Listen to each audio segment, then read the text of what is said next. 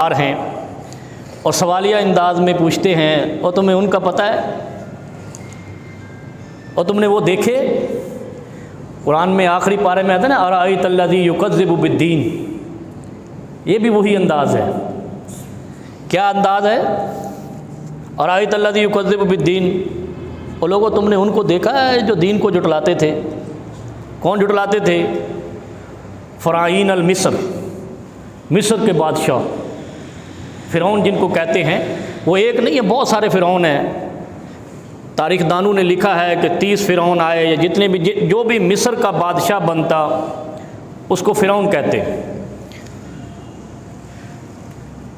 तो अल्लाह रब्बुल आलमीन इस अंदाज से पूछते हैं, अराअयत अल्लज़ी युकज़्ज़िबु बिद्दीन। और कब पूछा है ये भी सोचें ज़रा। जब ख़त्म नबूवत का पैगाम दे दिया है, जब आखिरी किताब दे दी है।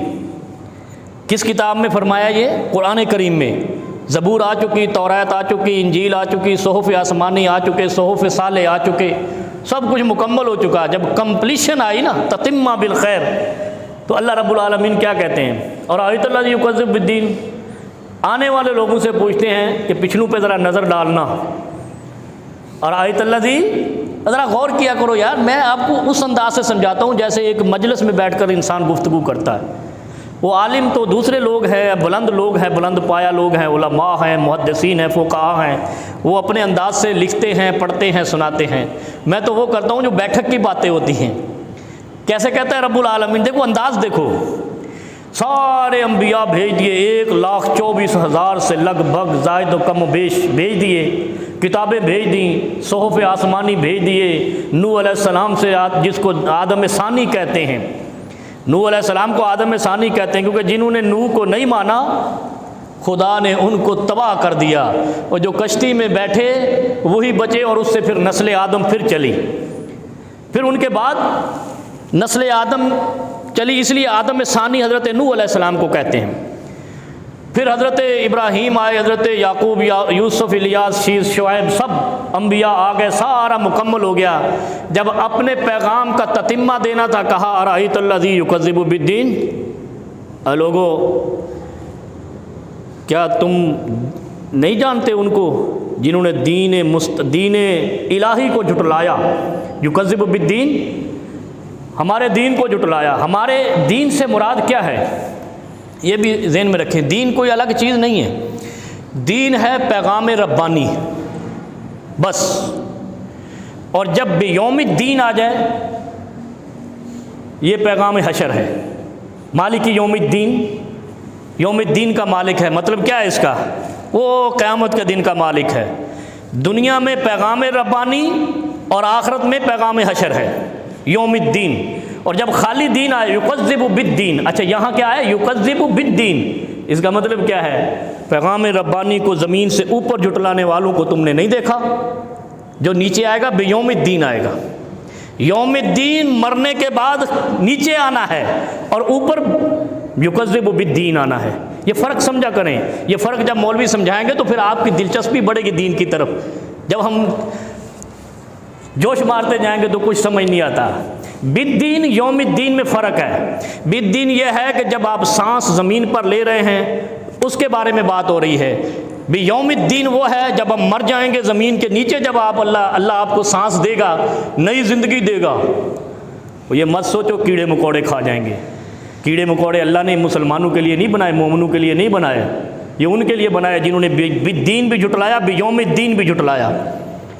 दोनों को जुटलाया। ना ऊपर की ज़िंदगी में खुदा को माना, ना नीचे जाकर हशर और कब्र और मैदान हिसाब और किताब को माना। ये उनके लिए बनाए हैं। आपको अल्लाह ने जन्नत में ले जाना है। जिसने कलमा पढ़ा है दखल अल जन्ना, जन्नत में जाएगा। लेकिन यह है कि जो कम तैयारी करके जाएगा वो थोड़ी मार खा के जाएगा, जो पूरी तैयारी करके जाएगा वो फर्स्ट डिवीज़न में जाएगा। यही हिसाब है। अराअयत अल्लज़ी युकज़्ज़िबु बिद्दीन। और तुमने देखा, अल्लाह कहता है खालिक कायनात, मालिक अर्ज़ व समा वमा फ़ीहा वमा फ़ीहिमा, ज़मीन व आसमान और जो उसके दरमियान है उन सब का जो मालिक है, वो कुरान के आखिरी पारे में कहता है। बल्कि आखिरी पारे की आखिरी 10 सूरतों में कहता है। यानी आखिरी पैगाम है, अखीर कर दी है अल्लाह रब्बुल आलमीन ने। मुसलमानों पर ऐसा पैगाम दिया है कि रोंगटे खड़े हो जाएं। सबसे आखिर में और सबसे आखिरी पारे में, फिर सबसे आखिरी पारे की सबसे आखिरी सूरतों में कहा है, ओ लोगों, तुमने देखा उनको जिन्होंने दीन को जुटलाया था, हमने क्या किया, नस्लों समेत, बच्चों, बेटियों, बेटों और औलादों समेत तबाह बर्बाद कर दिया, लश्करों समेत तबाह बर्बाद। कोई लश्कर किबरिया के सामने ठहर नहीं सका, कोई शद्दाद रब्बे किबरिया के सामने अकड़ कर ये कहकर जी नहीं सका कि मैं अपना हुक्म वापस नहीं ले सकता। बात समझ गए होंगे आप। आपके चीफ जस्टिस ने कहा ना, हम अपना ऑर्डर वापस कैसे ले लें। साहिब खिरद बैठे हैं, कहा है ना, कोई दुनिया के अंदर वो फिरौन हो, शद्दाद हो, कनान हो, जिसने इब्ने आदम जो आदम से आया है, उसने खुदा के सामने कहा हो कि हम अपनी बात वापस नहीं लेते, उनके बारे में रब्बे किबरिया ने कहा अराअयतल्लज़ी युकज़्ज़िबु बिद्दीन,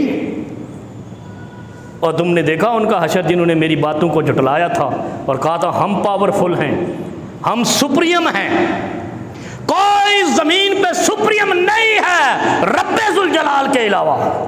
आवाज़ ज़्यादा लग रही है, ठीक है, कोई ज़मीन पर सुप्रीम नहीं है। और आपका आइन क्या कहता है, हाकमियत आला का मालिक खुदा लम यज़ल है, रब्बे ज़ुल जलाल है, ये आइन पाकिस्तान कहता। इंतहाई मुनकसिरुल मिजाज आइन पाकिस्तान है। और एक शख्स उठ के कह दे ओहदे के घमंड में कि मैं ऑर्डर वापस नहीं लेता, तो अराअयतल्लज़ी मन इत्तख़ज़ा इलाहहु हवा, आय हाय हाय हाय।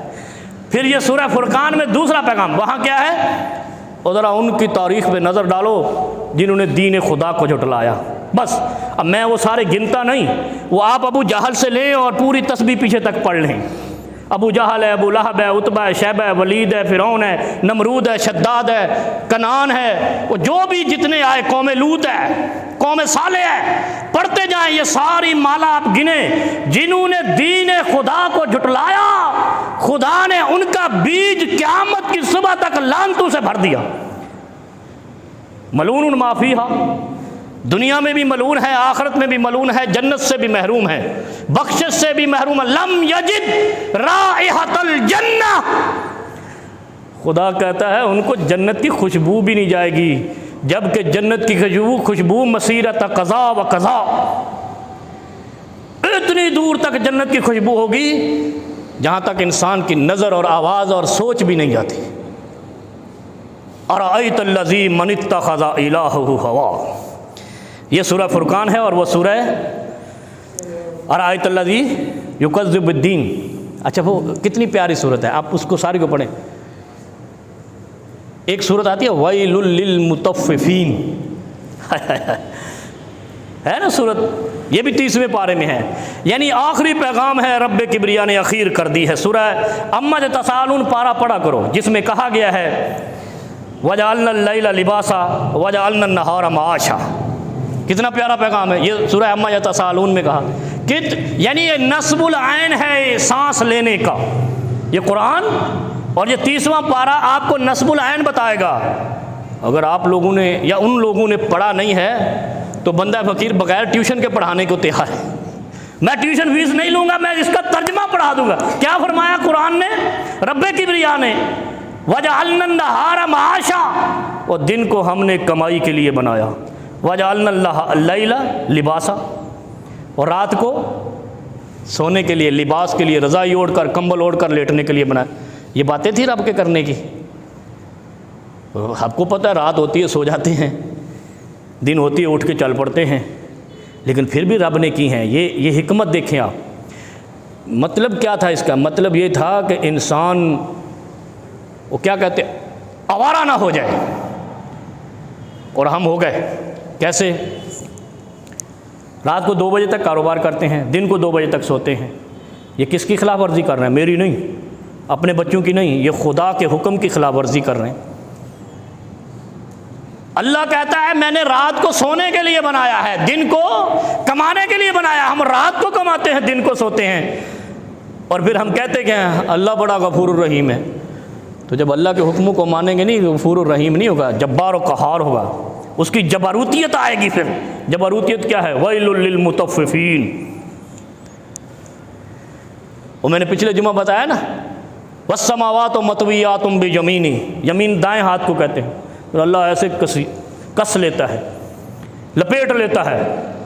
मतवियातुम, वो आपने देखा होगा ये पतंगबाजों को, बड़े पतंगबाज हैं आपके शहर में, मेरे कहा आपसे ज़्यादा तो लाहौर में ज़्यादा है, कराची में तो बहुत कम है, अल्लाह का शुक्र है। वो क्या करते हैं? वो लपेट रहे होते हैं। देखे कभी? ये मतवियातुम का माना लपेटना है।